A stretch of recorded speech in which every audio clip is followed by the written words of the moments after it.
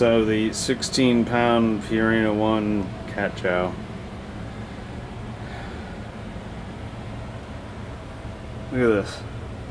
Okay, so this is how the bag opens.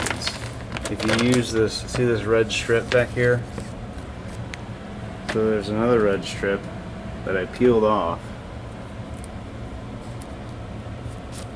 Peeled that off, and then pulled on this, and then there's this white little strap thing, and it opens up, and it's like a perfect pour. Look at that shit. For years, I've just been like cutting the corner off, and then trying to pour it in there, and like gauging how well I did, because, you know, by how many, you know, pieces of cat food get all over the sink. And I discovered this thing. Pull it out, dump it in.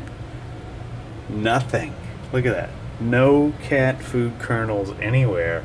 All right in the bowl. A piece of paper engineering. How long? Has this been around for like years and I didn't know about it? Or is it brand new? I don't know.